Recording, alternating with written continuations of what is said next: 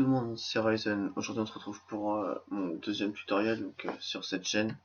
Donc aujourd'hui je vais vous montrer comment débloquer les bateaux, donc les navires sur le jeu Pirate Storm. Donc là c'est les navires qui sont permanents chez la marchande, hein. Comme vous pouvez le constater, la chaloupe qu'on retrouve dès le niveau 1. Donc le brigantin de guerre, frégate de guerre, enfin grande frégate de guerre.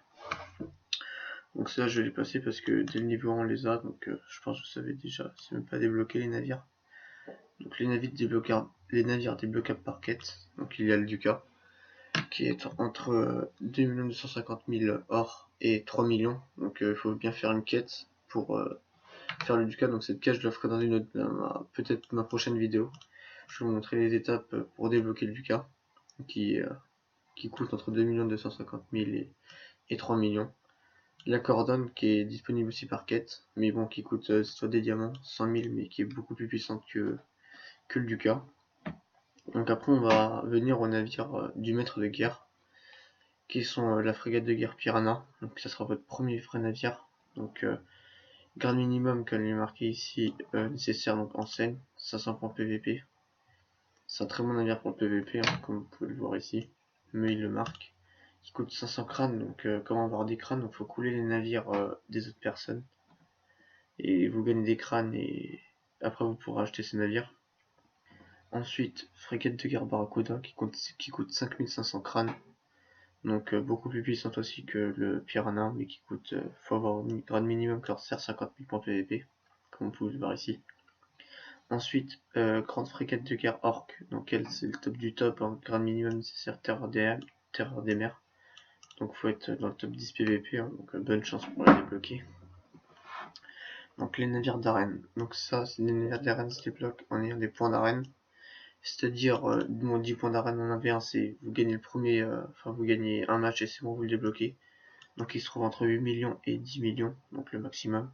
Le gladiateur, donc vous le débloquez en 2vs2 contre 40 000 diamants, donc il faut minimum 3000 points d'arène en 2vs2. Le destructeur du monde, qui est décerné à l'équipe gagnante de la saison de chaque arène, navire qui possède la plus grande puissance de feu canon du jeu. Donc voilà, donc celui-là aussi il est vraiment très très dur à l'avoir. Donc il coûte un diamant, mais bon.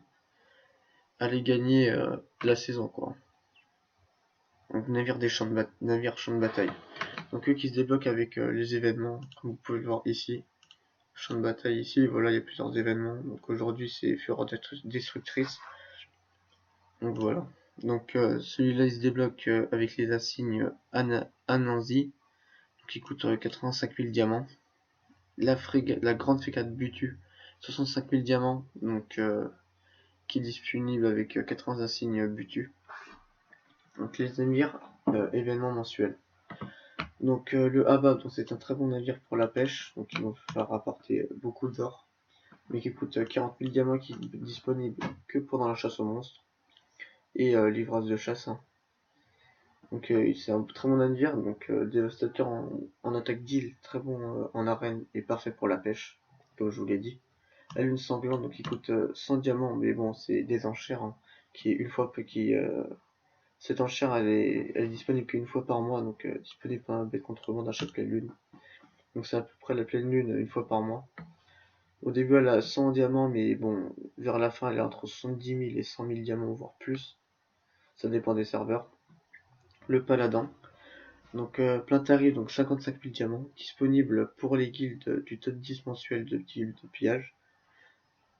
Les navires d'événements annuels. Donc là, jalousie immortelle qui coûte 200 000 diamants, donc c'est une grosse quantité de diamants, hein, mais bon, faut mettre le prix vu c'est vraiment un très bon navire. Disponible pendant l'événement de la Saint-Valentin, la fureur du cœur brisé. Le prix peut être réduit par un système de cartes bonus. Donc si vous achetez une carte bonus, donc la colère du dragon c'est la même chose. Ce fait c'est pas les événements de pack contre 200 000 diamants aussi. Donc c'est un peu les mêmes, c'est exactement les mêmes. Bah ça pas exactement. Lui il me semble qu'il est plus puissant en colère de dragon. Ensuite la Lègue de fer, qui est à 100 diamants, disponible dans la bête contrebande, Navy répond, ou en guise de récompense pour un DLC remporté. Aigle de fer 2, donc pendant le tournoi d'été, hein, donc celui-là en ce moment qui coûte 60 aiglons, son petit deck, je veux dire, excusez-moi. L'aigle glorieux, donc qui sert vraiment à rien, ça c'est un truc même pas acheté. Dépensez même pas là-dedans. C'est contre 25 titres d'aigle. Donc aussi disponible pendant le tournoi d'été. Hein. La mort ultime, un très très bon navire, donc qui est disponible pendant la paix de contrebande. Navire répond en guise de récompense pour un DLC remporté, donc qui coûte 200 000 diamants. La mort ultime 2, donc c'est un peu la même chose, sauf que ici il est plus personnalisé. Qui coûte 200 000 diamants, donc disponible pour l'événement d'Halloween. Le point d'Elsgar, donc c'est un très bon navire, donc qu'on débloque pendant Noël. Donc l'invasion des loups de glace. Le prix peut être réduit par un système de cartes bonus, donc c'est la même chose pour les deux. Le feu classé qui coûte 11 250 000 or. Donc aussi disponible cet hiver contre l'invasion des loups de glace. Il nécessite 100 000 points d'invasion par contre. Tempête des neiges, 200 000 diamants. Plein tarif, 200 000 diamants comme je l'ai dit. Disponible pendant l'événement de l'hiver, l'invasion des loups de glace. Et voilà, donc je vous ai à peu près tout dit sur les bateaux du jeu. Hein. Donc j'espère que cette vidéo vous aura plu et à la prochaine.